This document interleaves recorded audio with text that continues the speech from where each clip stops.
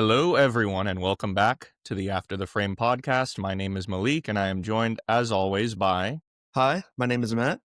And this week we are doing a classic in Jaws for the 50th anniversary, I believe it is, of Jaws releasing. And yeah, I watched it on the re-release that they did in theaters. I watched it in IMAX, and I hadn't seen this movie since I was, maybe like 10 years old, 11 years old when I watched it, and it really does hold up. What were your thoughts rewatching this one, and have you seen it since you were a kid? Do you rewatch it often?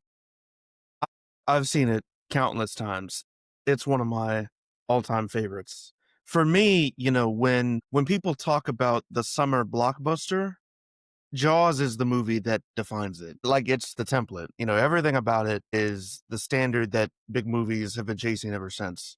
And the crazy thing is, 50 years later, it still holds up as that perfect example.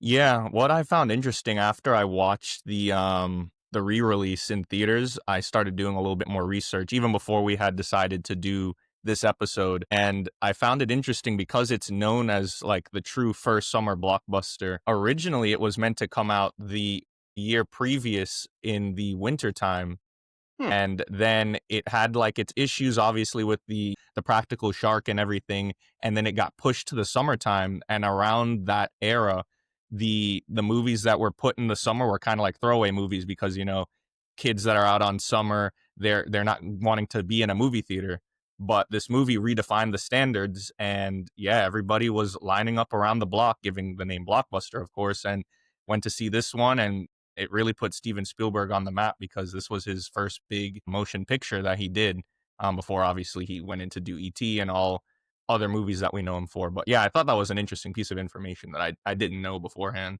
Yeah, I didn't know that, but yeah, I mean, what Spielberg pulled off here is just insane because it's part horror, part thriller, and part adventure, and it balances all of that so perfectly. The suspense is unreal, but at the same time, there's this sense of excitement that keeps you hooked, and it's one of those movies that just grabs you and doesn't let go. And honestly, it's not even just about the shark. I mean, the thing that makes Jaws so special is the people. You got Brody, you got Quint, you got Hooper. Their whole dynamic is just as compelling as the actual threat in the water. You care about them, so when things get intense, you're invested. It's character driven as much as it is spectacle. Yeah, and what I really liked rewatching it as an adult, because as I said, I hadn't seen this movie since I was a child. When you're watching it through the lens of a child, I feel like you're just into the whole shark attack stuff. And that's honestly all I remembered. I completely forgot the plot points with the mayor and, all of the actual people in the movie, like you mentioned, and it makes it that much better watching it now and being able to see it from a different lens. And another thing to note before we get into the actual scene by scene breakdown for me, I really like that it was a little bit of a happy accident. The shark, Bruce the shark, that they made like an animatronic thing for the movie, was meant to be in the movie more. But as we break down the scenes, you'll see that a lot of it is just there's nothing in the water when they're shooting it, and it's a lot of whatever the audience's imagination just is thinking is what's underneath the water, rather than there actually being something. We don't see the shark until you know halfway into the movie, and then obviously in the big finale. But yeah, I really like that aspect. I think that it it was a happy accident, as I said, that we didn't get to see the shark until well into the movie. It made it that much more thrilling and scary, in my opinion. What were your thoughts on that? Yeah, I mean, on top of that, it's just technically flawless. Like between the editing, the pacing, John Williams, his iconic score, all of it is top tier. And yeah, Spielberg's choice to hold back on showing the shark and just instead building that suspense, I thought was genius. I mean, that's what makes it so scary and so effective even now. But yeah, at the end of the day, I honestly think this is Spielberg's best movie. I It's a agree. masterpiece. It's the ultimate blockbuster, and for me, it is one of very few 10 out of 10 movies. Jaws to me didn't just change summer movies; it set the bar, and nobody's really topped it since. Many people have tried to duplicate the shark movie. I mean, they even did, Jaws 2, Jaws the Revenge, all that stuff. I never saw the sequels, but, they've tried to do the Megalodon. They try and do all these shark movies, and none of them even come close to holding a candle to this. And yeah, just to go back to what Steven Spielberg did with the horror and the thriller of it all, like not actually having a practical shark on set a lot of the times, it just showed that even as a young director, the pivot that he had to do and just kind of chose to do it in a different way. Whereas I feel like if it happened in the modern day, the movie would be pushed back another year and, throw another $200 million at it. So yeah, this movie it really did hold up like watching it. Even the parts with the animatronic shark, I feel like for the most part held up really well 50 years later. And that just is a testament to how great the movie is. So I really had very few issues with the movie, honestly. But yeah, if you don't have anything else, we can get right into it. Yeah, we can dive right in.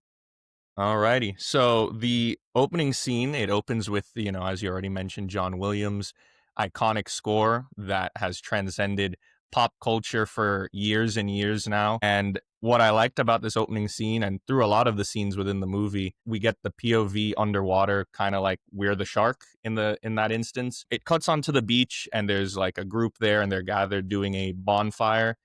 Then we have a character named Chrissy Watkins, and she and a guy there, they don't specify whether it's her boyfriend or just a friend, whatever. They run off from the group and they're going to go skinny dipping in the ocean. And long story short, she runs in, the guy follows behind her and is a bit too drunk. We hear the score ramp up, and then again, we don't see a shark or we don't see exactly what it is that attacks her, but she's getting dragged around in the water in what I think is a very iconic opening scene, and she just gets dragged down. The guy is passed out on the beach because he got too drunk, and then it just falls silent. So the audience really has a chance to sit with what happened here, and their ideas and their thoughts are running wild. And that's basically the opening scene as we get into meeting our main character. Looking at my notes here, like right off the bat, this is Steven Spielberg just showing us what a summer blockbuster should feel like between, as you mentioned, that POV shot, which we don't really see as much of anymore, but with the score and the sudden feel of terror and anxiety, suspense, you're like, you don't know what's going to happen. It's, it's simple, but it's insanely effective. And it's not just about the gore factor, it's about suspense. And yeah, this opening really just sets the bar for how you kick off, this big summer movie. I think that some movies after this one, it just goes to show you how much of a trailblazing movie it was. Some horror movies tried to do the whole POV thing. I know that The Evil Dead started doing that as well. And, I think It Follows and some of the more modern movies, like you're seeing the POV of whatever the monster is. Recently this year, with The Presence, that movie that came out earlier this year, did that. The whole movie was shot from the POV of the ghost. But yeah, I think that, as you said, like he definitely puts thrill first, not so much into the whole gore and everything. And I think that makes it that much more scary, in my opinion. Yeah, no, I totally agree. All right, so moving on to the next scene. This is where we are introduced to Chief Brody and his investigation. Police Chief Martin Brody, played by Roy Scheider, gets ready with his family, and he thinks he's just getting ready to enjoy this vacation. But he's called into work and he's informed about the missing girl from the scene prior. We find that she is found washed up on the beach, and in an examination, medical staff initially suggests that the cause of death is a shark attack. With that in mind, Police Chief Brody wants to close the beaches because there's a shark around, but the mayor, Larry Vaughn, and local businessmen really pressure him not to because it's the peak of summer and they're really worried about the upcoming, 4th of July tourism, everybody flowing in and just enjoying their time, celebrating the beach. And Mayor Vaughn is basically telling Brody, saying, "Hey, just tell everybody that it was a boat accident, not a shark attack, because we don't want to scare people off, and you know the lesser amount of people is going to reduce our ecosystem, and we're not going to get as many foot traffic for the summer." And it's kind of sketchy on his end. Yeah, there's a few points in this that, again, in my research after seeing the movie a few weeks ago, in the book that this movie is based on, the mayor actually has like an issue with the mob within the town. and that's why he's so concerned about keeping the money up. In this movie, they obviously don't talk about the mob and everything, and he's just like a greedy mayor businessman that wants, the tourism to come in. But yeah, I think that this introduction to Brody was really good. You see, he's a family man. His family has moved from, I believe it was New York, and now they've moved over here into the close to like Massachusetts area around there. And yeah, you get a sense of the town. It's so, intimate and small. How many towns or cities do you just know the mayor by first name and people just know each other? So it sets up kind of like the world that they're in or the town that they're in. And it's meant to be this peaceful town. Nothing ever happens, which makes this whole shark attack thing get blown up even more. We get to see how Brody is actually trying to do his job as police chief and keep people safe, but the mayor and businessmen that are in the town don't really seem to care that much. They much prefer, when 4th of July comes around, we got to have the beaches open. We can't close them. And then they end up, convincing the chief to kind of go along with a bit of their conspiracy that we'll just say it was a boating accident. These things happen all the time, stuff like that. And then we get an excellent one-shot scene when they're telling Brody about this. The mayor shows up and they're kind of on a dock that's moving towards the ocean there to confront some people that are in the water. And yeah, another great Steven Spielberg shot where it's just this great long one shot. Those are my only thoughts for that scene. I thought it was a great introduction. Now we head into the first attack, I guess you could say, of the people within the town scene outside of Chrissy. And yeah, the majority of the town is out on the beach after Brody has been told to keep the beaches open. But what he's doing, he's there with his family and he's just watching everybody vigilantly. People are coming up to him and he's like not really paying attention to what people are saying and looking over shoulders and making sure everything is all good. There's a man who has like a dog and then he ends up not being able to find his dog, which, starts to make the audience say, oh no, something's going on here. And then we have a young boy by the name of Alex Kintner, and he is on a raft and there's a bunch of people in the water. And then we get another POV shot of the shark and it comes up underneath the raft and you start seeing from now cut to the POV on the beach and you just see blood splattering and he's being attacked and being dragged down. Chief Brody immediately calls for everybody to get out the water. We start to see that he has an issue with getting in. He gets only up to the shore and doesn't want to get too far into the water. Everybody runs out. And unfortunately, Mrs. Kittner loses her son. She's calling out to him, can't find him. His raft just floats up onto the water. And this is the second person that now that shark has killed. Because of this, they hold like a bit of an impromptu town hall meeting, the mayor and everybody, now that multiple people have seen this happen and it's clearly not just a boat accident. They hold this town hall meeting. Mrs. Kittner puts out a $3,000 reward for anybody who can kill the shark that killed her son. We're introduced to Quint, who is played by Robert Shaw. His occupation is basically just shark hunting. We find out more about him in later scenes, and he tells everybody at the town hall meeting that he will catch and kill the shark guaranteed, but not for 3,000. For 3,000 just to find the shark, and then 10,000 to kill the shark. So it's up to them if they want to take him up on that. They deliberate a little bit, and then they decide that they're not going to spend that much money on Quint, and he just walks out, and yeah, that's basically how the scene ends. This is when the movie just goes from, maybe it's safe. There's no more shark to worry about to just full on chaos. And as you mentioned, with the way Spielberg shot these scenes, he shoots it in such a way that you feel Brody's panic with the situation. He's scanning the water, and we're just both him and the audience are just waiting for something to happen, and then it does, and it's just brutal. It's the moment you realize, okay, this isn't just a thriller. This is, there's real stuff going on here, and it's just like, wow. Yeah, I 100% agree. So diving into the next scene, after this impromptu meeting, we find that two local fishermen are en route to a dock, hoping to throw some bait and catch a shark because they want this $3,000 reward. And come to find out, the shark proves to be stronger than they thought.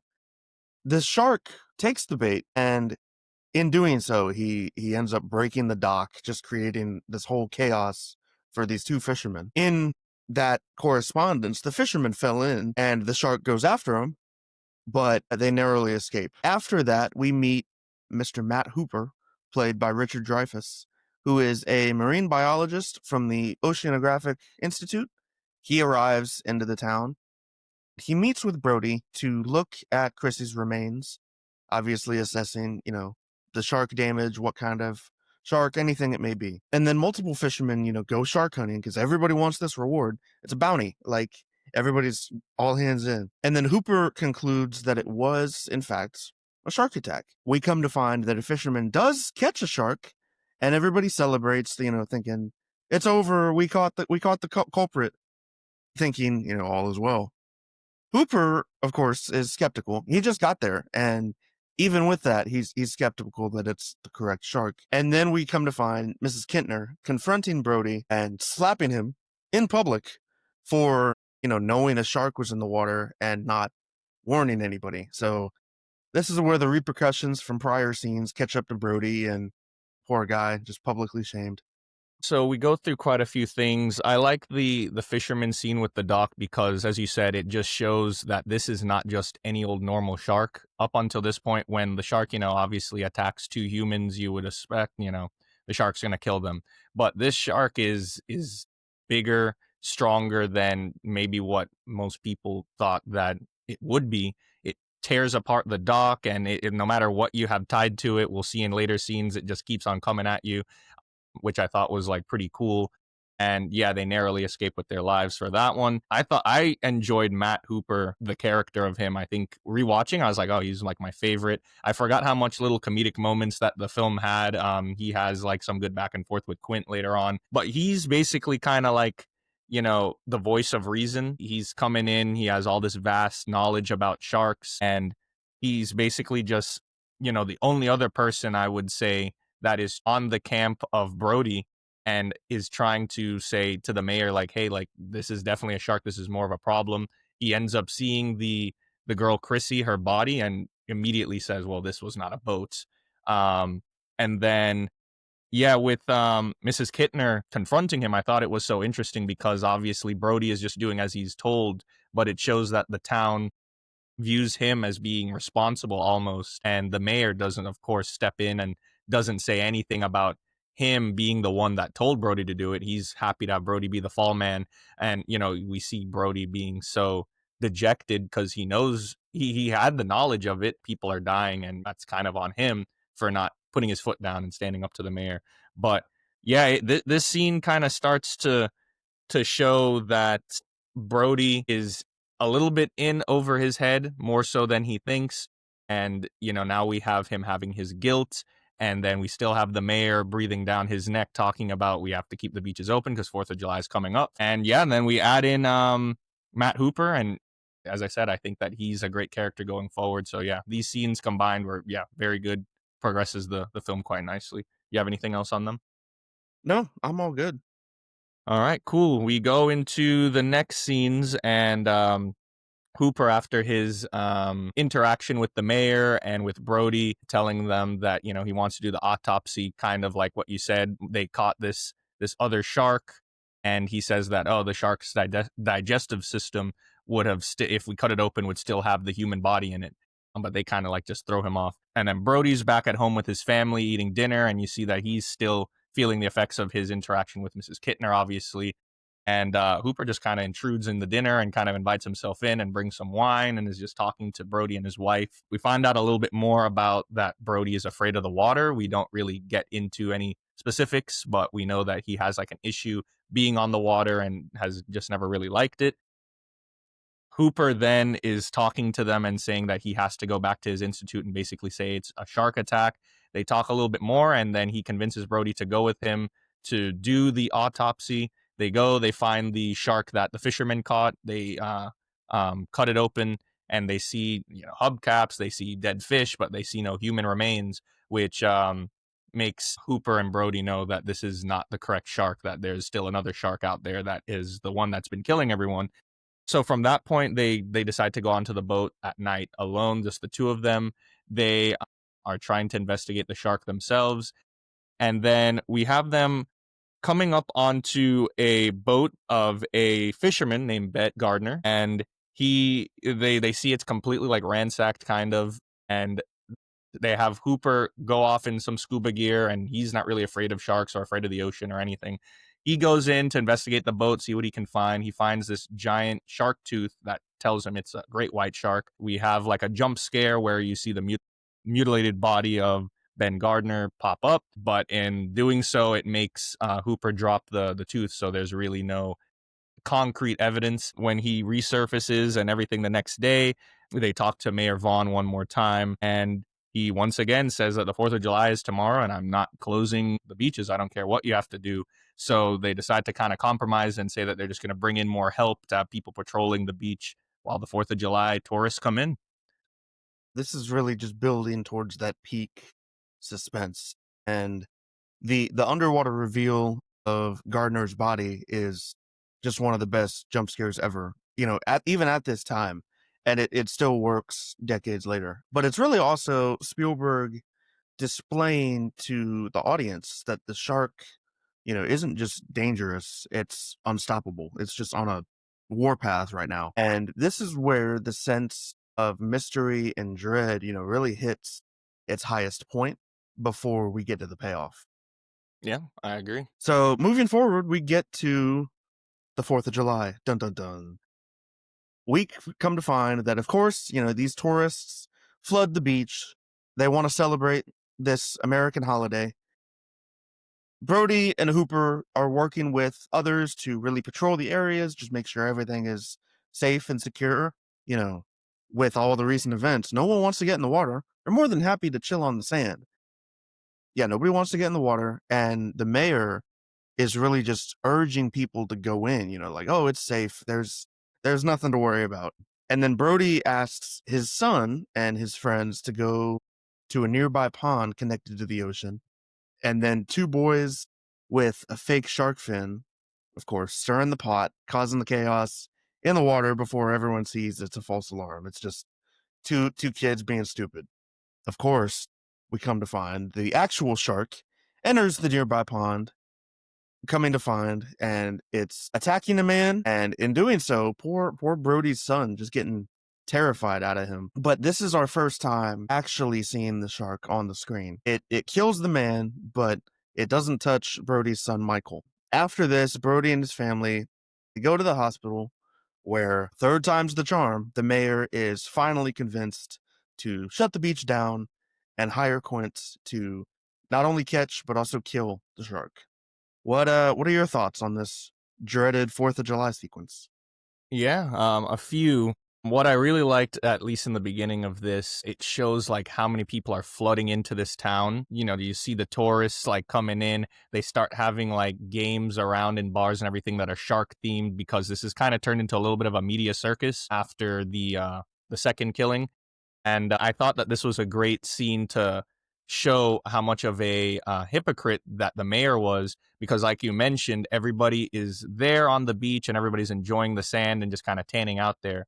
And the mayor shows up on the beach in his suit, not his bathing suit, like his actual like suit, not looking like he's gonna get in the water, but he goes up to somebody and says, "Why is nobody in the water? I need you guys to start getting in.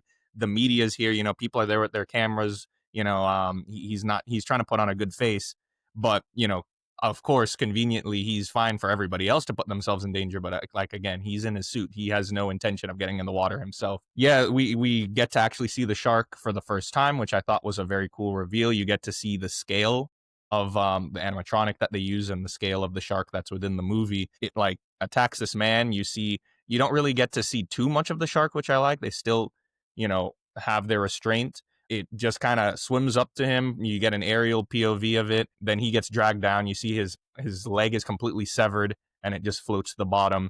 And yeah, Brody's son is very lucky because he's actually in the water. His boat with his friends capsized. I don't even know where the friends went off to, but yeah, the shark just swims right by him, and he's just in complete shock and like faints in the water. They get him out, rescue him, take him to the hospital, in which now the mayor finally, after this whole circus has happened, says that, oh, my son was also out there too. So now that this has happened to him, he signs the document and agrees for Brody to go and talk to Quint to get the shark out of here. So Yeah, I think it just showed the hypocrisy of the mayor a lot more, and then yeah, the great reveal of the shark. All right, well now for this one, we kind of start heading into, the third act. We can say Brody and Hooper go and visit Quint. They have like a small little back and forth, telling him he's hired, as you mentioned from the beginning part of this episode.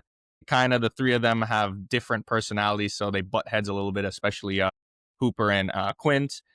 But the three of them set out onto Quint's boat named the Orca, which is, orcas are known for killing sharks. And they just set out to go and find the shark. Got the shark is beginning to pull on a reel that Quint puts out. Quint, sets out his rod. And the shark, once again, we don't see it. It pulls on the reel, it goes under the boat, and they end up losing it. When the shark then resurfaces, they try to harpoon it with these barrels that are meant to like keep the shark on the surface. But the more barrels that they shoot at it, they're noticing, man, the shark is a lot bigger and stronger than they thought, because no matter what they're doing, the barrels just keep on going underneath. They've got Brody scooping chum into the ocean, like blood and everything, and this is where we get the iconic line. He's scooping it into the ocean, and he's not really like paying attention. The shark just kind of jumps up a little bit to get a bit of the chum.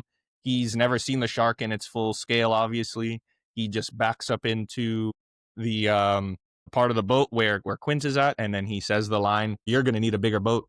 They kind of sit back and try and regroup and figure out what they were going to do. This is where the movie just completely shifts gears, because it's no longer about the town. It's this character-driven survival story between Brody, Hooper, and Quint. And yeah, that shark pops up behind the boat. You get that iconic line. It's really just, to me, one of the most memorable reveals in movie history.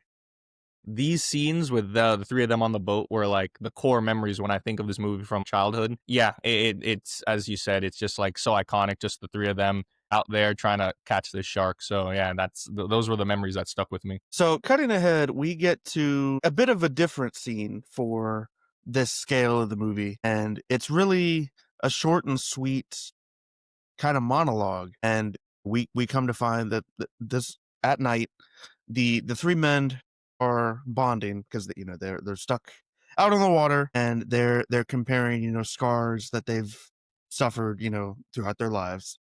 And Quint delivers this haunting monologue about surviving the USS Indianapolis disaster, where we learn that many sailors were eaten by sharks. And this really adds gravitas to his obsession with hunting sharks. Not just this one, but sharks in general. And unfortunately, we never find out more about Brody's fear of water.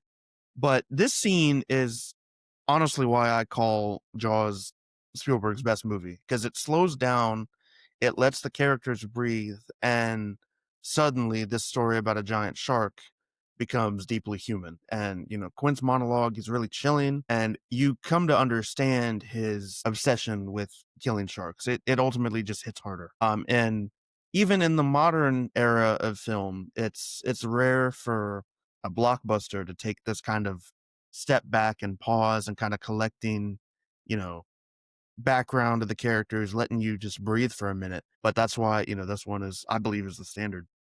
This scene, as you said, it's pretty short. It's basically just Quint telling his story about his time on the USS Indianapolis.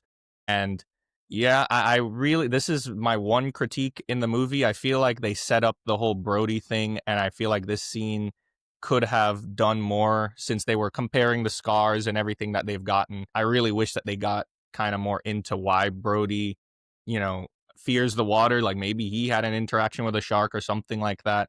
But they give like this long-winded monologue for Quint, so we know, as you said, like why he's hunting sharks. Then we even get backstory onto Hooper from when he goes to Brody's family for the dinner. He tells why he started studying sharks.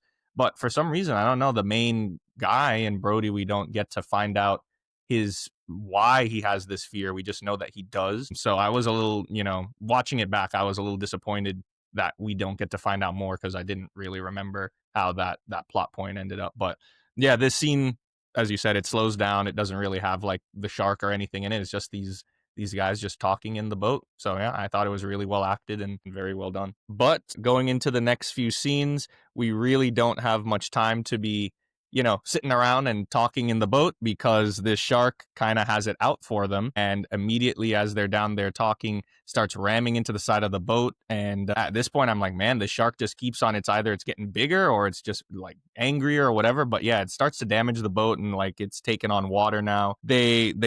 They go back to just trying to harpoon the shark and get more barrels on it because the more barrels that they get on it, the easier it is for them to track it. The shark begins to basically cause even more damage because they take the ropes from the barrels and they start wrapping it around the back of the boat, hoping to keep the shark there. But the shark is literally so strong that it's almost like a horse drawing a carriage and is dragging the boat and breaking off pieces of the back of the boat, and water's falling in, and the boat's beginning to sink. So they cut the shark loose and he just has the barrels tied onto him, but he's not connected to the boat anymore. From that, we start actually seeing the shark start pursuing them in the boat. We see the shark is chasing them.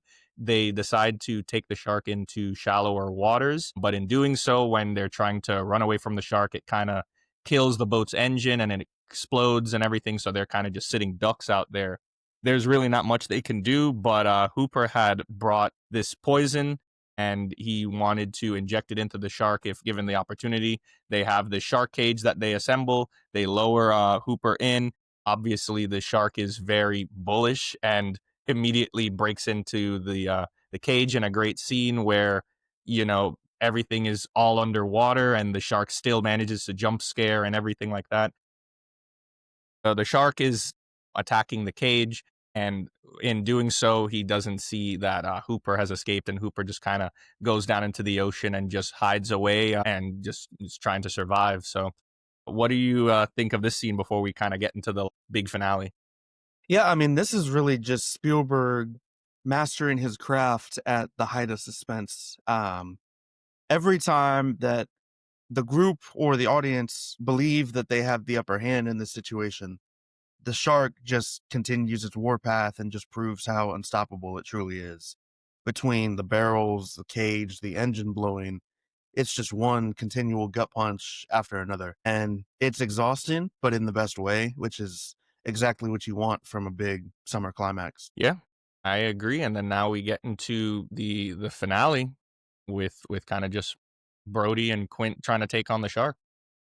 Yeah, this is because Hooper's underwater and the shark is just ramming the sinking boat. Brody is in the process of trying to save Quint, but ultimately Quint just slip and slides into the shark's mouth and is unfortunately brutally killed in front of Brody. So now Brody is left alone on the sinking ship. The shark is attacking him inside the ship. Brody eventually throws a scuba tank in its mouth. In this process of the shark attacking him, he climbs to the mast and is just preparing to shoot, waiting for the shark to make its move. But as that shark charges, Brody lines up his shot and shoots the tank, causing the tank and the shark to explode, killing the shark in a massive blast. Hooper eventually resurfaces, and Brody and Hooper ultimately, once the shark is dead, they paddle back to shore on makeshift debris, and they really just share a quiet, relieved moment after surviving not only this traumatic incident, but just making out of it relatively unscathed. Yeah, and that's where the movie ends. It ended a lot more abruptly than I had remembered it. Yeah, they're just paddling back, and then the credits start rolling. And I mean, they're close enough to land that we know that it shouldn't be a problem. But yeah, we don't get to really sit on the fact that Quint, whose whole life has been dedicated to killing and hunting sharks, was just killed unceremoniously by one. They kind of just immediately go, just say, "Oh, well, it's too bad that he died," but they barely knew him, I guess. And yeah, they get their floating debris and they go about their business and head back to land. The scene as a whole, great. This is the scene where you see the shark the most. It literally, I think the majority of the shark is out of the water and jumps onto the boat and everything. And then it obviously resubmerges for Brody to get up to the top of the boat and shoot it with the gun and explode everything for the air tank and all that stuff. And then, yeah, he says the second iconic line, I feel like, in this movie, smile, you son of a, and then immediately like shoots it dead.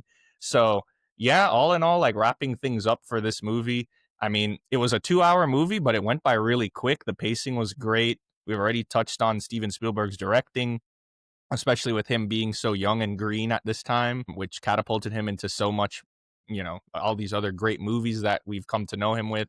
And, John Williams' score is always a banger. And then we have this whole basically showing the power of nature with this shark. As you said, it was like this unstoppable thing that just kept on coming and coming. And then it was very fitting that Brody, who was so afraid of the ocean, is the one that ends up pulling the trigger to eventually get the shark, you know, dead and buried, basically. And it kind of does really highlight him as the hero of that town. He has this responsibility almost that everybody looks to him throughout the movie. Town people are running up to him and everything. So yeah, I really have very few qualms with this movie. It's a true classic through and through. Ultimately, as you've probably heard me say, when it comes to the idea of that summer blockbuster, there is not a better example than Jaws. And every element of this movie is the bar that all movies should try and reach. And yeah, it's Spielberg's best movie without question for me. Gotcha. So a bit of a history note on that last iconic line before Brody shoots the shark.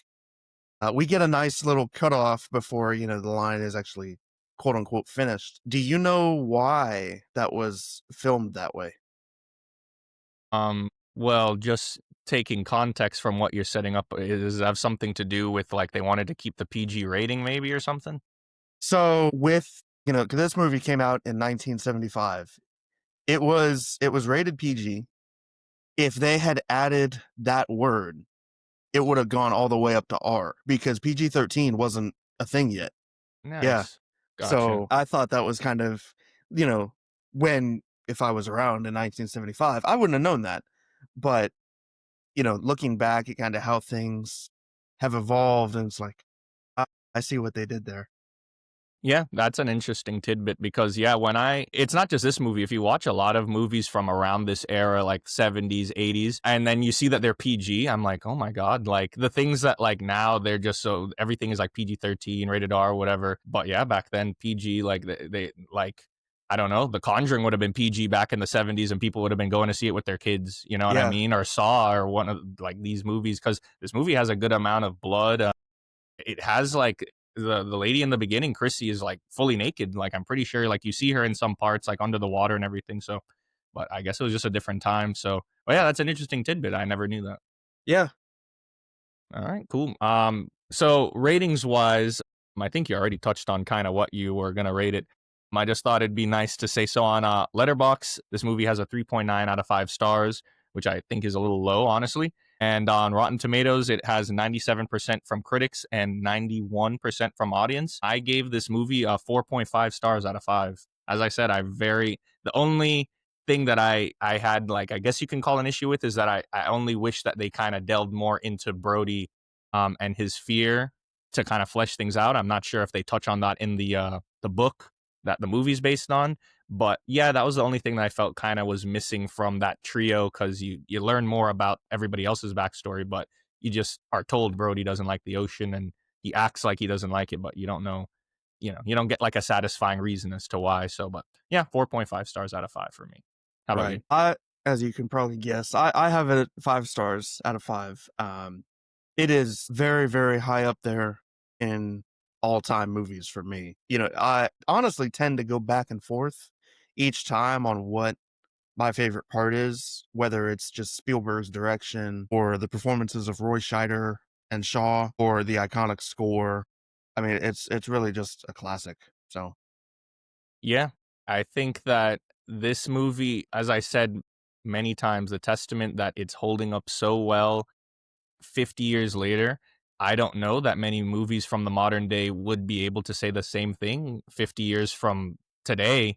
When movies that are coming out in 2025, will they hold up 50 years in the future? I guess, maybe we'll see. But yeah, this movie, it just transcends, as I said, pop culture, time. Like so many shows, movies have paid homage to it with, everybody knows the iconic song, like just those certain little notes. Everybody knows what that means. I don't know, like the iconic lines in it. it's just one of those movies, like you said, like classic is just the perfect definition for it. There's really not much more to say. Absolutely. Yeah. But yeah, do you have any more thoughts before we sign off? No, not really. Hopefully everybody enjoyed us doing a little bit of a throwback retro type review rather than the continual new releases. But, all this to say, if you haven't seen Jaws, what are you doing? Go watch it. Yeah. After seeing this, I immediately was like, man, it makes me miss the Jaws ride at Universal. And I just get so pissed that they took that ride out for, I think they took it out for stupid Fast and Furious, the Supercharged or whatever, the indoor ride or whatever they got going on, I the don't I don't think simulation. I don't think I ever got to ride it. Cuz my first year at Universal was 2012, and I think that was right around the time they closed it. Yeah.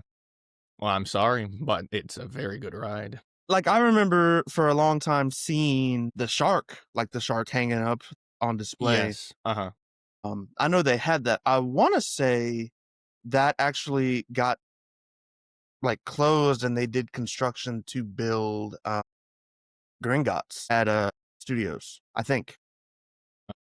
Either way, whatever they have there, I prefer Jaws. They find a way to get Jaws back in there because I think that it's like not a roller coaster, obviously, but it was just like such an iconic ride from my childhood that I would every time I went to Universal, I wanted to ride it. It was so cool. So, Yeah, I would much rather have that than Fast and Furious.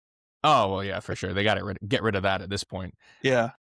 But yeah, I mean, just closing up this episode, I think that, like you said, these retro reviews are something that we're looking to incorporate into the podcast. On weeks where there's really not like a big modern day release. We're going to continue to ask for your suggestions for any retro reviews. This one was obviously very far back, but even anything from the 2000s, 2010s, we'd be willing to watch and review if we haven't already seen it, of course. And yeah, I mean, for this episode, I hope everybody enjoyed this blast from the past. And while Jaws is still re-released in theaters, try and grab it in a theater near you. If you can see it in IMAX, I recommend it. If you haven't seen it in a while or seen it at all, but yeah, I hope everybody enjoyed listening. Yeah, thanks for listening, everybody. All right, bye bye. See you next time. See ya.